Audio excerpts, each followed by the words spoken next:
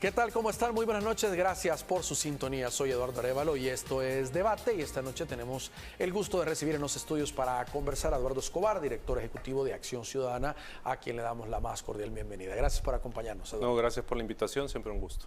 Hay bastantes temas que queremos aprovechar esta noche para hacer análisis, Eduardo. Comencemos quizás con esto de las medidas. Desde el anuncio del presidente, el buscar frenar el impacto de la guerra en Ucrania, la invasión de Rusia a Ucrania y de hecho la crisis internacional pues que ya se veía venir en cuanto a precios. Las medidas, las 11 específicamente, que el gobierno anunció en una cadena.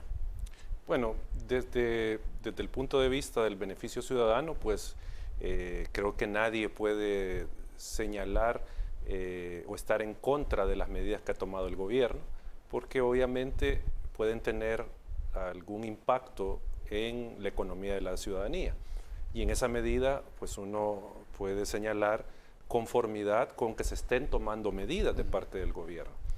El punto acá es que las medidas que se están tomando, y esto puede ser, digamos, sujeto de debate, como están atadas al precio de la gasolina, entonces al haber un incremento de la gasolina, van a tener un efecto de cascada en los costos y precios de los diferentes productos y servicios. O sea, ¿qué es lo que quiero decir? Que pese a que se haya tomado esa medida y que está bien pues que se reduzcan de alguna manera algunos impuestos de forma temporal para beneficiar a la ciudadanía, pero con el alza de los precios puede llegar un momento en que desaparezca al final este beneficio o que su impacto sea menor.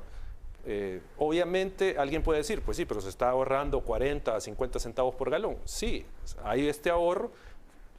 Si sube la gasolina podría estar todavía más cara el precio, pero el punto es que al final, al no tener un control sobre esa variable del precio de la gasolina, las medidas pueden perder efectividad en el corto o mediano plazo.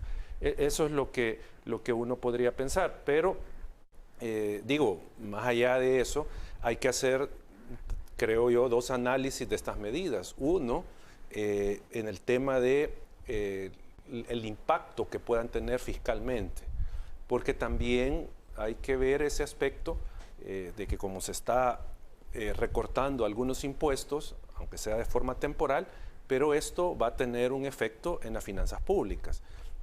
Ya se hablaban de unos cuantos millones de dólares que iban a costar estas medidas, y teniendo en cuenta de que la situación fiscal del gobierno pues es muy ajustada, no sabemos al final qué impacto pueda tener este recorte de impuestos en los ingresos del Estado, si no van acompañados de medidas complementarias que puedan suplir esa falta de fondos que se va a tener durante este periodo que se han tomado las medidas. Eso creo que es un punto que hay que obviamente analizar y que se espera que el gobierno tome las providencias de recorte de gastos innecesarios dentro del gobierno para compensar lo que va a dejar de percibir en ingresos. Y lo otro es que esta situación hace evidente que en el país, como siempre lo ha sido, pero ahora se hace más evidente, se necesita tener una gestión pública basado en la lógica de políticas públicas. O sea, no podemos estar como país, digamos, apagando incendios, como se está haciendo en este momento, sin tener definidas políticas públicas en materia económica, en materia social, etcétera, etcétera. O sea, tendría que haber una política pública que yo hasta el momento no conozco. Yo creo que no existe una política pública desde el Estado precisamente para absorber estos impactos de crisis como esta. Y eso es lo que no se ve, y ahí es donde habría un campo de debate de qué políticas públicas se deben de implementar, se deben aprobar de cara a este tipo de situaciones.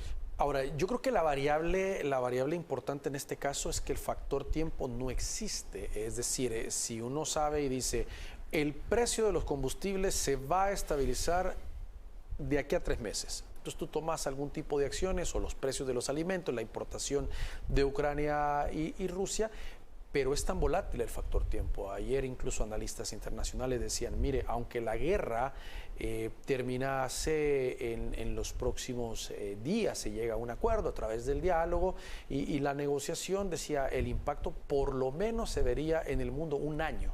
Claro. Como mínimo, un año. O sea, es un plazo muy largo y como tú decías, muy buenas las medidas, muy rápidas las medidas pues, adoptadas por el gobierno, pero ¿de dónde saldrá la plata? Pues puede ser alguna de las preguntas para mantener este apoyo hacia la población, que es importante. Hasta el momento, si no mal recuerdo, las medidas que se aprobaron ayer tienen un periodo, no sé cuántos meses, no recuerdo los periodos, pero precisamente por estos efectos a largo plazo que pueda tener la situación actual, es que hago énfasis en el tema de las políticas públicas, o sea, no estar tomando decisiones de forma aislada, de forma reactiva, cuando pasan este tipo de cosas, sino que tener una proyección de más largo plazo e insisto, con políticas públicas para ver cómo se puede paliar la situación que se pueda generar a posteriori, ¿verdad? O sea, con esto, por ejemplo, de este año. Y obviamente se requiere que estas políticas públicas tengan el concurso de diferentes sectores en la construcción de las políticas y en la implementación. O sea, no solo es, como decía ayer un diputado, es que el presidente ha pensado todo. No, es que como país se construyan decisiones, se construyan medidas que beneficien a la ciudadanía. Y para eso se necesita que participe los sectores económicos involucrados, la academia, las organizaciones, la población en sí, o sea, las comunidades, que son las que al final van a recibir o no los beneficios de las medidas que se tomen. Entonces, el punto acá es que este gobierno debe de pasar de la improvisación, de la tomar medidas aisladas, a verlo en global, con un conjunto de políticas públicas de cara a beneficiar a la ciudadanía. Ahora, otra cosa importante es la verificación, porque muchas veces hay especulación en los precios. Por ejemplo, los sectores agropecuarios decían, mire, ya se anunciaron, ya lo estamos viendo, pero en agroservicios, por ejemplo, ferreterías, mencionaban específicamente los lugares donde se compran agroquímicos y esto, el precio sigue igual. Entonces ya debe de haber una constante supervisión en toda la cadena para verificar que realmente eso sea trasladado al consumidor final o al mismo, porque el presidente también dentro de las medidas pues anunciaba beneficios para el agro, para incentivar y producir generación de mayor producción nacional, no ver afectada. Pero si los insumos están altos, pues si no hay verificación, de poco podría servir. Es que ahí es donde entra el rol del Estado, que no es precisamente un rol que ahora por la crisis le surja, sino que es un rol que el Estado siempre ha tenido, que hay leyes, por ejemplo, de protección al consumidor, donde el Estado es obligado a verificar, por ejemplo, en estos temas, la estabilidad de los precios, que no se den abusos y sobre todo en aquellos productos básicos para la familia. Estamos hablando de tema de la alimentación, servicios de telefonía, por ejemplo, que son servicios básicos para la ciudadanía, que debe de controlar el Estado, que no se den abusos. Pero digo, esto no hay que verlo como qué novedad que el gobierno ha anunciado que va a hacer esto, si esto ya estaba obligado a hacerlo, ¿ya? No es algo nuevo, y que obviamente debe de realizar este control el Estado ajustado a la ley, porque tampoco es aceptable que el Estado vaya a usar esta facultad de supervisar, fiscalizar el costo de la vida de algunos productos o servicios, violando la ley, violando la Constitución y violando derechos tanto de productores o prestadores de servicios como de la ciudadanía misma. Entonces, digo, qué bien que el Estado le ponga atención a este tema, pero que lo haga dentro del marco de la ley y no es algo que le acaba de surgir al Estado como obligación de velar por todo este tipo de temas económicos.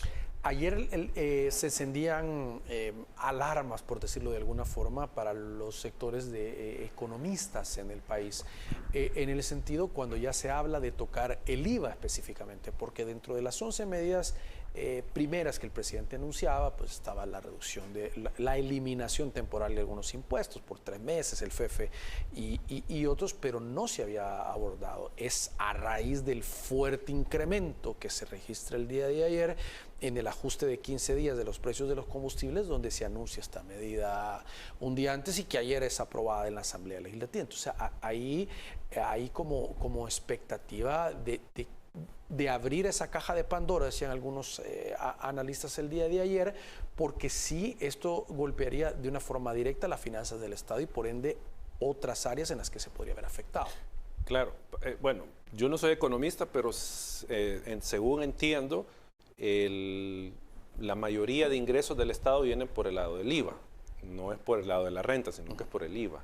Es decir, por aquel impuesto que pagamos todos cuando consumimos algún producto o compramos algún servicio. De ahí es donde se financia el Estado. Por eso yo creo que en mi primera intervención señalaba ese tema, ¿verdad? Que hay que buscar un equilibrio, que si bien hay que buscar medidas para ayudar a la población, pero tampoco hay que descuidar la caja del Estado, porque si no, a la larga, si el Estado se ve con problemas financieros, ¿quién va a sufrir? El ciudadano que llega a pedir un servicio de salud o tiene a sus hijos en la escuela pública. Ahí es donde se va a dar el golpe al final, que se está en todo caso retrasando, porque se le está ayudando a la ciudadanía en este momento, pero después el Estado no va a poder brindar otros servicios y entonces siempre va a terminar afectado el ciudadano. Por eso es que yo mencionaba, y vuelvo a repetirlo, el tema de las políticas públicas, porque en la medida que todas estas medidas sean parte de una política pública, entonces ya hay mediciones, ya se sabe el impacto que va a tener, cuáles son los resultados que se van a tener, porque, por ejemplo, en este momento, con el tema de la reducción de los impuestos, ¿qué resultados se espera tener, o sea, medible, en función del beneficio de la ciudadanía? No sé si lo han medido, pero con una política pública uno puede tener una proyección. Claro, eso, porque la política pública también se basa en el resultado. Entonces, habría que esperar que el gobierno tome en cuenta esos señalamientos de los expertos de que no es conveniente tampoco afectar, que no sabemos tampoco cuánto es la afectación que va a tener el erario público con estas medidas que se estén tomando. Muy bien, vamos a hacer una pausa y vamos a regresar también abordando otra arista del tema, la detención del empresario de microbuses Catalino Miranda y el proceso que se sigue en su contra. Lo vamos a analizar con Eduardo Escobar al regresar de la pausa.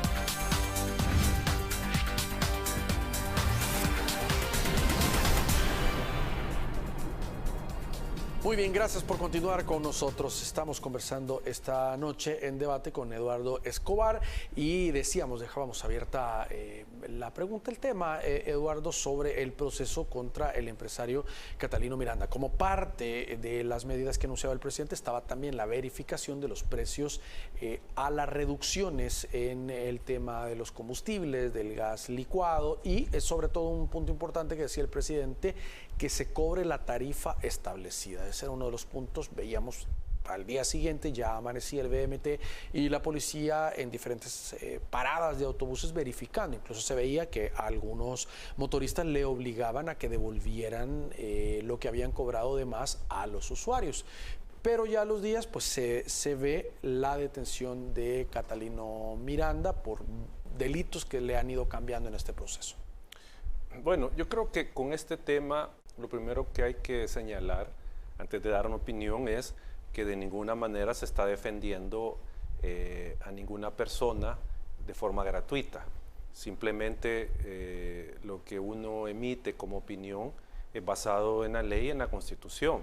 Digo esto porque la narrativa del gobierno está señalando de que ahora se está defendiendo a alguien que ha cometido abusos con anterioridad, con el tema de la prestación del servicio de transporte colectivo, pero no se trata de eso, sino que lo que se trata acá es de un tema de seguridad jurídica. Y por eso es que algunos hemos señalado que todo este proceso que ha rodeado a Catalino Miranda muestra serias deficiencias, genera ilegalidades, hay violación de derechos, pero digo, no por defender a la persona en particular, sino que el tema de seguridad jurídica. Y aquí, digamos, si lo podemos dividir en dos partes este tema, el primero, la libertad individual de Catalino Miranda, y luego el tema de su patrimonio con las unidades de transporte colectivo. En cuanto a su libertad, habría que señalar que por declaraciones de su mismo abogado, se le están imputando delitos que no ha cometido. O sea, están tratando, y uno puede ver eso, de encajarle delitos a como dé lugar. Y esto se hace evidente con lo que comenzó a decir el gobierno el sábado que lo detuvieron. Se dijo que lo detuvieron por aumentar las tarifas y por obstaculizar la vía pública, si no mal recuerdo. Con el tema de las tarifas, pues ya se ha hablado mucho y se ha dicho que eso es una falta administrativa, ya que en todo caso tiene una sanción. Luego pasaron, cuando se dieron cuenta que la opinión pública no era favorable para seguir sosteniendo esos delitos, pasaron o cambiaron la tipificación a resistencia. ¿Ya? Y luego terminan con otro delito que le imputaron, no sé si ayer o antier, que tenía que ver con subir las tarifas, pero no me acuerdo el nombre del delito, se me ha olvidado el nombre del delito. Entonces, ahí lo que uno puede ver es que están buscando cómo al final generarle o atribuirle un delito a Catalino Miranda. Cuando alguien ha cometido un delito no necesitan andar inventando qué calificación se le va a dar a la conducta para imputarle el delito. Entonces ahí hay un tema que aparte habría que preguntarse, o sea, ¿por qué solo a él si hay otros empresarios que, según lo que se conoce, han cometido la misma conducta? Es decir, subir tarifas y todo esto. ¿Por qué solo a esta persona? Ahí habría que analizarlo. Y con el lado, brevemente, del patrimonio, lo que estamos viendo es una confiscación que está haciendo el Estado a la propiedad, a los bienes de este empresario. ¿Y qué decimos que es en este caso, una confiscación? Es cuando el Estado se apodera de la propiedad de cualquier persona sin un debido proceso y sin indemnizarlo. Porque nosotros podemos ver que en este momento él no tiene la posesión de sus bienes y el Estado los está utilizando, que incluso la Asamblea aprobó un presupuesto especial ahí para seguir operando estas rutas de transporte con fondos públicos. Fueron aprobado ayer un presupuesto de 2 millones para administrar las rutas intervenidas a Catalino Miranda. El día de ayer son fondos que al presupuesto se van a anexar a obras públicas para operarlo. Esto fue lo que ocurrió ayer. Claro, entonces ahí lo que estamos viendo es una confiscación, que eso está prohibido por la Constitución. Ahora, la línea, los permisos de línea son del gobierno, es decir, el gobierno está en la facultad de decir, usted está cobrando más, yo le retiro el permiso de línea, usted ya no puede operar para el gobierno. Eso está en total facultad de hacerlo. Eso es importante aclararlo y decirlo a la ciudadanía. Cuando decimos confiscación de la propiedad de Catalino Miranda, nos referimos a los buses y microbuses, no al permiso de línea, no a la concesión, que eso es del Estado, y el Estado puede suspender, dar por terminada una concesión siguiendo el debido proceso, porque también es eso. O sea, el Estado no puede tomar de forma unilateral, arbitraria, una decisión de este tipo si hay una concesión dada, ¿ya? O sea, tiene que seguir el proceso. Y aquí, como digo, no es estar defendiendo a Catalino ni a ningún otro empresario del transporte colectivo. El punto es que se debe de seguir el proceso para llegar al punto de dar por terminada la concesión y otorgarle ese permiso para explotar esa línea de transporte colectivo a otro empresario, siguiendo el debido proceso. Y eso es lo que no se ha dado. Entonces, por todos estos elementos uno puede decir, bueno, el Estado ha actuado arbitrariamente en este caso, ¿ya? ¿Qué intereses hay detrás de esta actuación? Ahí es donde entran las preguntas que habría que hacerse. ¿Qué es lo que hay detrás de toda esta trama que se está siguiendo en este momento por el gobierno? Ahora, si ayer se aprobó destinar $2 millones a obras públicas para operar los buses de Catalino Miranda, significa que por lo menos a corto plazo no está en plan devolvérselos. O sea, me refiero a la sociedad o al grupo, claro, empresarial que son propietarios de los buses, que entiendo que la mayoría son de él, o sea, de Catalino Miranda, sino que el plan es continuar operando por militares o el personal contratado, por obras públicas, los que llegaron con sus documentos y todo, a continuar utilizando el servicio de esta línea de buses. Es que ahí se están violando varias cosas. Se está violando seguridad jurídica, porque obviamente yo sé que mi vehículo no me lo puede quitar el Estado de forma arbitraria, sino que me lo puede quitar bajo ciertas causales y con un proceso previo. Así me lo podría quitar el Estado en todo caso.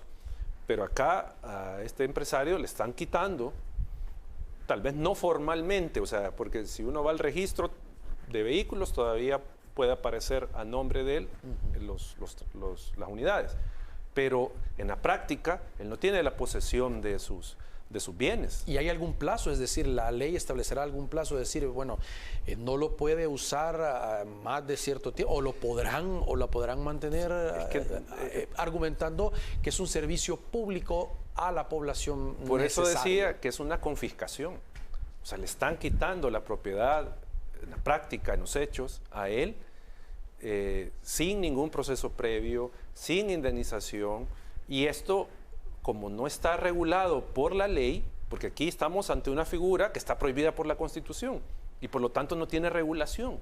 No hay regulación para un tema de confiscación porque está prohibido. Entonces aquí pueden pasar un año con eso, pueden pasar un par de meses, no sabemos. O sea, el punto, y esto es a lo que quería llegar para la ciudadanía, el tema es que esta arbitrariedad el día de mañana se puede trasladar a otros sectores de la economía, a otros empresarios les puede pasar esto, o a otras personas les pueden afectar sus derechos de forma arbitraria, sin tener, una forma de cómo frenar la violación y cómo resarcirse el daño que le pudo haber hecho el Estado. Ahora, esto es un mensaje claro a otros empresarios del transporte, y eso lo dijo así de claro el presidente. Y no solo de transporte.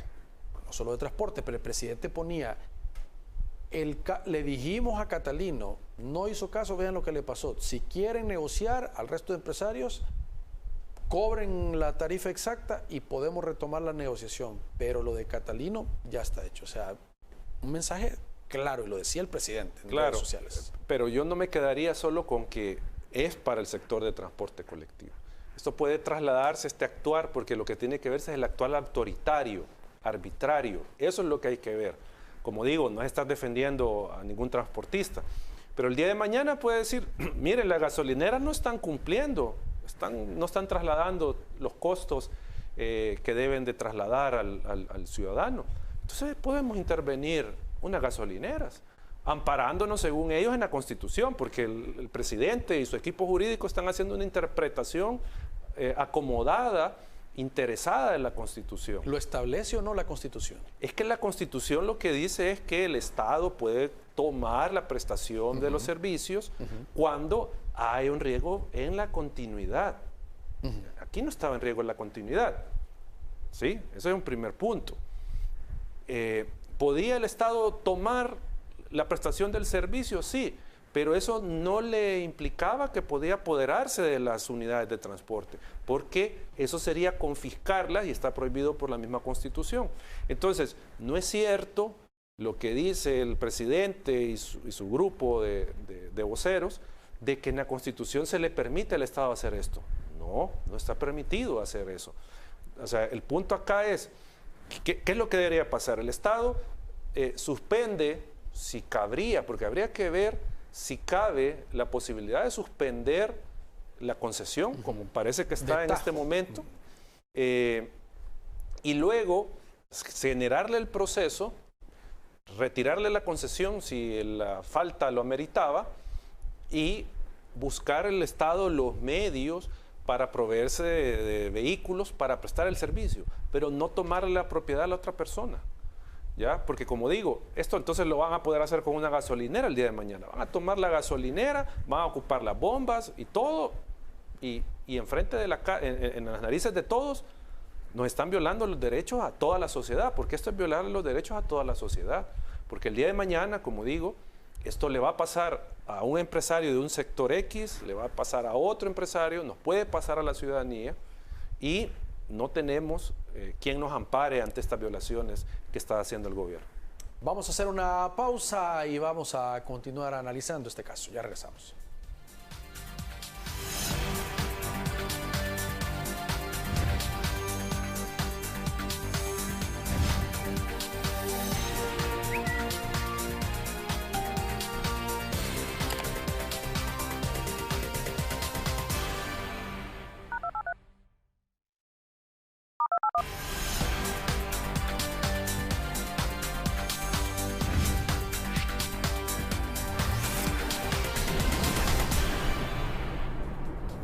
Muy bien, gracias por continuar con nosotros. Estamos con Eduardo Escobar analizando el caso de Catalino Miranda. Eduardo, pero el tema se maneja mucho también, obviamente, un tema muy mediático en las redes sociales, donde se lleva a que el debate pueda ser, bueno, está incumpliendo, o sea, es alguien que no cumplía lo que se estaba estableciendo y estaba afectando a la población. Por ende, incluso opina la gente, está en redes sociales, está bueno que le quiten las unidades, que pongan a alguien que preste el servicio. O sea, llevan a una simplicidad de opiniones este tipo de casos, por el mismo quizás deficiencia en el servicio que podían haber prestado este sector, y hacerlo ver de una forma, como digo, muy simplista de resolver el tema. Es que el hecho de que estemos en presencia de un sector que no goza de la popularidad de la ciudadanía, porque precisamente no han prestado un servicio adecuado durante todos estos años, han existido abusos, no han pagado esquelas, porque ahí se conocía de conductores que tienen no sé cuántos miles de dólares en esquelas, etcétera, etcétera. O sea, pero ese hecho, lo voy a decir de esa manera, pueden ser los más malos de la película, pero ese hecho no habilita al gobierno para hacer lo que está haciendo. ¿Ya? Hay leyes, hay normas. Recordemos que somos un país de leyes, o eso pretendemos ser, no país de voluntades, de personas. ¿Ya? Entonces, en esa medida hay procedimientos, hay límites, hay derechos. El Estado tiene un límite. ¿Ya? No es el poder del presidente ilimitado que pueda hacer lo que quiera conmigo. En la práctica lo puede hacer. En la práctica lo puede hacer, pero formalmente no, tiene un límite. Están mis derechos, ¿ya? Que no pueden ser vulnerados al antojo del gobernante de turno. Entonces, creo que la ciudadanía tiene que repensar, aquella que está aplaudiendo todo esto, tiene que repensar las cosas, porque lo que todos queremos es que haya justicia, lo que todos queremos es que se preste un servicio público de transporte de calidad, eso es lo que todos queremos, pero nosotros no queremos venganza, o al menos yo no quiero venganza. Yo no quiero que el gobierno sea arbitrario, ¿ya? Porque esa no es la forma de resolver los problemas. Entonces, pregunto a la ciudadanía, ¿qué quieren? ¿Venganza o tener un buen servicio de transporte? Porque lo que está haciendo el gobierno ahorita pareciera que es una venganza y que la gente está aplaudiendo una venganza, ¿ya? Y eso es lo que no se debe permitir en un Estado de Derecho, en una democracia, sino que tenemos un mal servicio de transporte público. Ahora que el gobierno tiene los votos en la Asamblea Legislativa, pues establezcan nuevas regulaciones, establezcan un servicio de calidad a la gente y garantícenlo. Eso es lo que tienen que hacer, pero no de esta manera, como lo están haciendo. Ese es el punto. Ahora, sí es un buen momento para hacer un cambio de una vez por todas para una situación de la que se está viviendo en el transporte. O sea, amén de lo que ha pasado en este momento con los precios internacionales, sí es necesario hacer una reforma muy profunda y de una vez por todas dar un cambio en el sector del transporte colectivo. Claro, pero, y aquí es donde está el punto, esto lo está haciendo el gobierno no porque sea una lógica de política pública, sino que lo está haciendo por la situación, por la actual coyuntura del precio del combustible y todo esto. Por eso lo está haciendo. O sea, está como improvisando, está reaccionando a lo que va pasando. No había, al menos que yo conozco, una proyección de cómo mejorar el transporte público de pasajeros, ¿ya? Entonces, pero vaya, dejemos de lado de que no tenía esa proyección el gobierno, que no lo tenía dentro de su plan de gobierno mejorar esto y que ha reaccionado por la coyuntura. Pero igual, tiene las posibilidades de hacerlo y de hacerlo bien, porque ahora no puede el gobierno argumentar que tiene una asamblea en contra, que hay una sala de la constitucional que les va a detener las cosas. Puede hacerlo, siempre y cuando respete la ley y la constitución. O sea, no tiene excusas. Si aquí a 3 años usted que viaja en transporte colectivo no le ha mejorado el servicio, es culpa del Estado, es culpa del gobierno y la asamblea, que tuvieron la posibilidad de hacerlo y no lo hicieron. Si usted en 3 años sigue con la misma situación del transporte colectivo, el hacinamiento, buses en mal estado, abusos contra el usuario, si eso sigue, es fracaso del gobierno y de esta Asamblea Legislativa, que no hicieron las cosas que tenían que hacer para mejorar este servicio. No tienen excusas ahora. Ahora, la prensa abordaba en las audiencias que se han estado desarrollando contra Catalino Miranda y otros motoristas que están detenidos, y le preguntaba precisamente el hecho de decir, mire, ¿y los buses? O sea, al final van a presentar un recurso o qué es lo que va a buscar don Catalino, recuperar las unidades y lógicamente el abogado decía, mire, ahorita lo que está viendo es su seguridad personal, o sea, el proceso primero, salir de la cárcel, salir del grave problema en el que está y luego ver la parte de las unidades, que es entendible esa posición. Claro, a esto yo lo que podría agregar es que si estuviéramos en una situación de normalidad democrática, el empresario afectado tendría la posibilidad de ampararse por el tema de sus unidades de transporte que le han sido confiscadas, e igual, si no está configurado el delito, un habeas corpus ante la Sala de lo Constitucional para obtener su libertad personal y, como decía, con el amparo, tener de nuevo sus unidades de transporte. Más allá de que el Estado lo pueda sancionar por las tarifas, o sea, eso yo creo que ahí nadie está no está en debate si había que sancionarlo o no por el aumento de las tarifas, que tenía que hacerlo el Estado. Pero como en este momento no hay independencia judicial, no está conformada una sala de lo constitucional, entonces no tiene ni este empresario ni ninguno de nosotros a dónde acudir cuando se dé esta violación de derechos. No tenemos esa instancia independiente, no tenemos ese recurso posible para acudir a efecto de que se frene la violación y se reparen los daños que se nos ha ocasionado. No hay. Entonces, es muy complicada la situación que tiene este empresario en materia de su propiedad, pero también en materia de su libertad personal, también hay otro problema. Porque recordemos que hay un férreo control y no digo que todos los jueces, pero muchos de los jueces, o están en línea con el gobierno o están atemorizados de que puedan ser sancionados, trasladados, despedidos por el órgano judicial, por la Corte Suprema de Justicia. Porque recordemos que hicieron un cambio hace poco de jueces, con un decreto que emitió la Asamblea Legislativa, donde jubiló a un montón de jueces, llenaron ciertas plazas con nuevos jueces, que igual no sabemos el grado de independencia que puedan tener, pero el punto es que imaginémonos que el juez de la causa hubiese resuelto medidas sustitutivas a la detención de Catalino Miranda. Yo creo que este juez o jueza ya estuviera sancionado, ya lo hubieran trasladado, como han pasado en otros casos.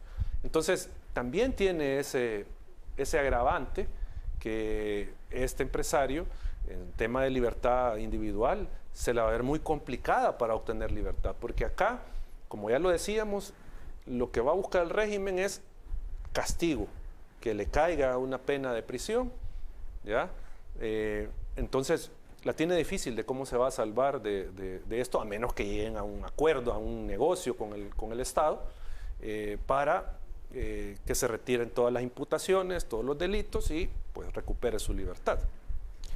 Eduardo, queremos hablar otro tema contigo, aprovechando también la posición de El Salvador en torno a esta situación que ha llevado a todo esto, el conflicto de la invasión rusa a Ucrania. Hay algunos sectores, sobre todo de la comunidad internacional, pues que han estado señalando que El Salvador no se ha pronunciado. Ya viene una votación, entiendo que mañana o el día viernes podría ser en la ONU, donde El Salvador podría pues tomar la decisión de pronunciarse o mantener la postura que ha tomado pues hasta el momento de no votar al respecto, para condenar la invasión. Bueno, yo creo que el país, al mantener o al dar un voto de abstención, lo que está haciendo, está dejando de lado principios básicos del derecho internacional, que tienen que ver con la resolución pacífica de los conflictos, al cual toda la comunidad internacional se ha adherido a ese principio. Es decir, vamos a buscar las vías diplomáticas, las vías políticas para resolver la conflictividad. Yo no quiero entrar en el tema del el origen del conflicto en Ucrania y Rusia, o sea, porque no soy experto en esa materia, pero lo que quiero decir es que independientemente del conflicto, se tendrían que haber buscado las vías diplomáticas, las vías pacíficas para resolver ese problema que pueda haber ahí y, en este caso, para mí, la comunidad internacional debe de rechazar categóricamente cualquier acto de violencia para resolver esos conflictos. Y en este caso, El Salvador, al no apoyar una resolución de este tipo, está, digamos, en la práctica, renegando de resolución pacífica de conflictos, ¿ya? Está mostrando, a mi juicio, una postura autoritaria, porque revisemos quiénes son los que no han apoyado esta resolución del Consejo de las Naciones Unidas. La mayoría son estados autoritarios, gobiernos autoritarios, ¿ya? Entonces, creo yo que El Salvador estaría, digamos, todavía en la posibilidad de rectificar este aspecto, porque acá no se trata de quién es el inocente, quién es el culpable en el tema del conflicto, sino que buscar las vías pacíficas de resolver ese conflicto. Pero igual, el Estado parece que está, o el presidente está más enfocado en, y eso creería yo a título personal, de tratar de cuidar la relación con Rusia, ¿ya? Porque es... bueno, de hecho tenía un viaje programado. Antes de que ocurriera todo esto. Tratando de mantener buenas relaciones, pensando en que pueda ser algún socio comercial o financiero o político en un corto plazo, teniendo en cuenta que, digamos, las relaciones internacionales y la imagen de El Salvador internacionalmente no está tan bien que digamos. Entonces, creería yo que están más por esa vía de mantener esa relación con Rusia y por eso no hay un pronunciamiento del Estado salvadoreño condenando pues, el uso de la fuerza. Muy bien, tenemos que hacer una nueva pausa, por favor, acompáñenos, ya regresamos.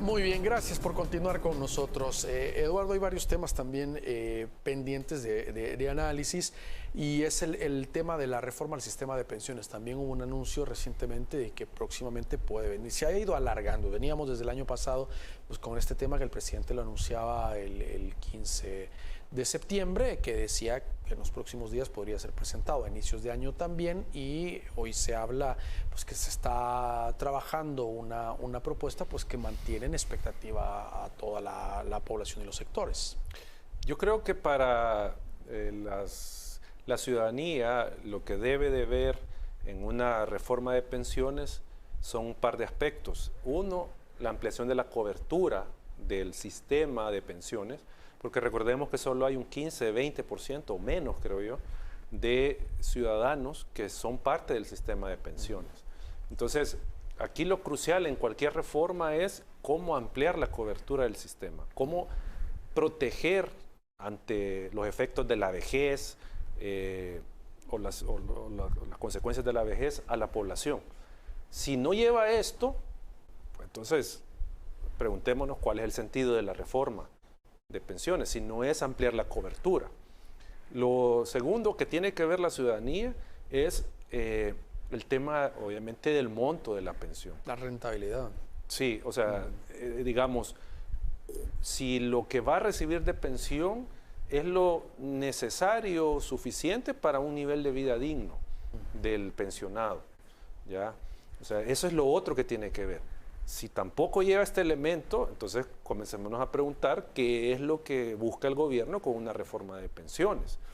Y lo otro, lo tercero, desde mi punto de vista, es la sostenibilidad del sistema, porque eso es lo que falló, o esa fue la excusa, falló y fue excusa del sistema de reparto anterior, que no fue sostenible, porque al final lo que aportaban los jóvenes no era suficiente para pagar las pensiones de las personas que ya estaban jubiladas.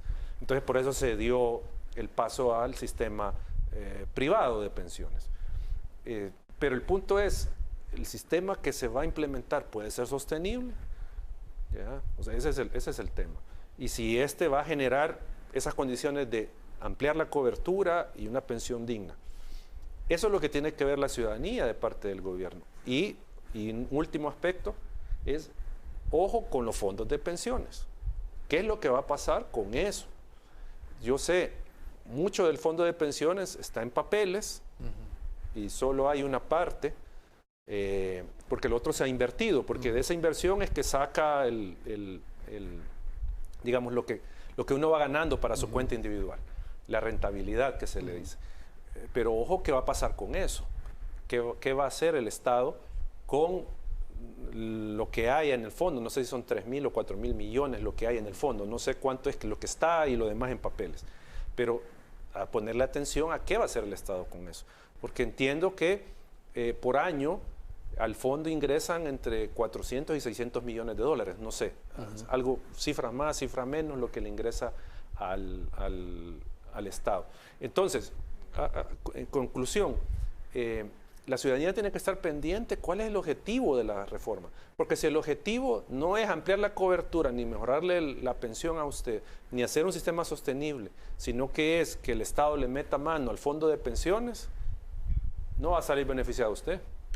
Ahora, ahí el gobierno, el presidente y el ministro de Hacienda han dicho, han hablado específicamente del tema de la rentabilidad y de la obtención de una pensión digna que debería de estar en el centro de esta reforma.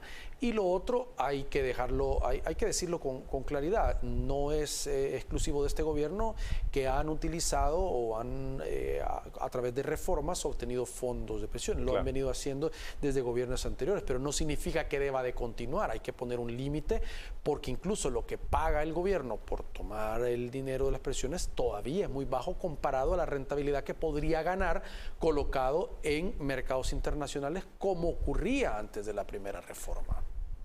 Ok, sí, de acuerdo. Los otros estados han hecho reformas para que el fondo de pensiones invierta más en títulos valores del Estado. Pero, digamos, acá y esa es la duda, de qué tipo de sistema va a implementar el gobierno. ¿Irá a ser uno público? Entonces, ¿qué significaría? Que el Estado toma ya no solo parte, sino que estamos hablando de que el Estado toma el control del fondo de pensiones y de todo el sistema. O sea, digamos, yo no podría opinar porque no soy especialista en este tema respecto de qué sistema será mejor. Si un mixto, como se planteaba en un inicio en gobiernos anteriores, de hacer un sistema mixto, AFPs privadas con una AFP pública, o si es mejor un sistema público, o por el contrario, un privado totalmente, con otras condiciones. No podría decir, creo que los expertos pueden dar una mejor opinión, pero el punto es, ¿cuál va a ser el objetivo de la reforma del Estado? Yo me inclinaría a pensar que el Estado necesita recursos. Y entonces pueden llevar la reforma a efecto de que el Estado controle el fondo de pensiones y pueda echar mano de esos recursos para superar ciertos déficits presupuestarios que puedan tener. Y hablando de reformas y análisis, también se ha retomado el tema de las reformas a la Constitución. Desde el año pasado, pues el tema, digamos, había quedado como en un stand-by, pero recientemente el vicepresidente de la República nuevamente reactivó con el equipo y pusieron de que estaban haciendo una socialización y otra vez surgió el tema y parece que podría ir encaminado a presentarse en la Asamblea. Sí, según lo que se había dicho, la etapa en la que se encuentra ahorita ese proceso de reforma es que el presidente revise lo que construyó el equipo ad hoc y decida, y esto no es parte del proceso de reforma constitucional, o sea, que el presidente no tiene nada que ver en un proceso de reforma, pero bueno, así lo están llevando, que decida qué reformas va a impulsar y cuáles no. Ya el presidente decía que lo del aborto, todo eso no. Había mencionado algunos. Todo eso no, y eso está de alguna manera reflejado en el proyecto. Pero yo quiero, aprovechando este tema de la reforma constitucional, hay algo que ha pasado desapercibido en esta propuesta y que hay que ponerle sumamente el interés y la atención. Nuestra constitución actual le da preeminencia a los partidos políticos en el tema del sistema político, en el sistema democrático. Los partidos son actores importantes, preponderantes en esta dinámica política que configura la Constitución actual.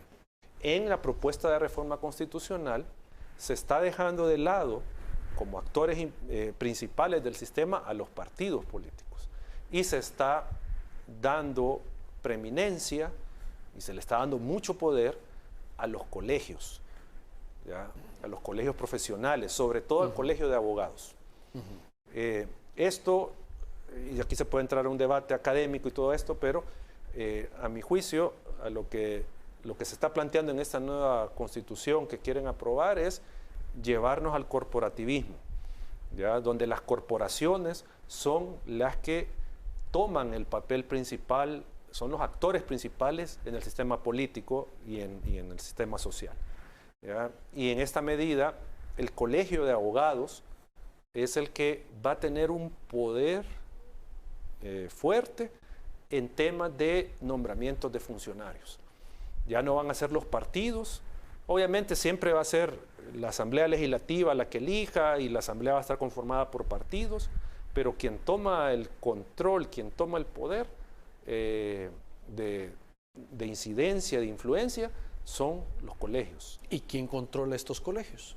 Se va a crear una, si no me recuerdo, una directiva de los colegios, ya nombrados por sus mismos miembros, que son los que van a dirigir, digamos, la actuación, la lógica de funcionamiento de estos colegios profesionales.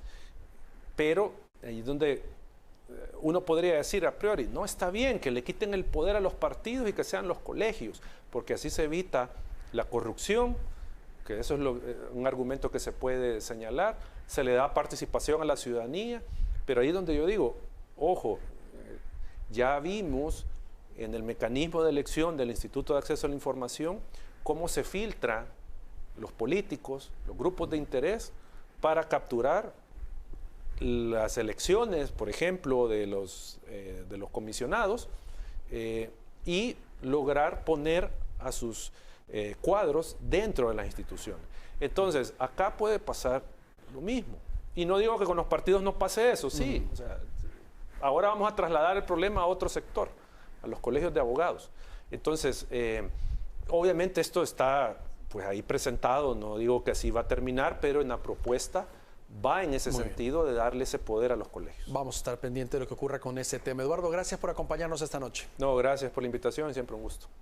Y gracias a ustedes por su sintonía, que descansen, recuerden su cita con nosotros el día de mañana. Les esperamos.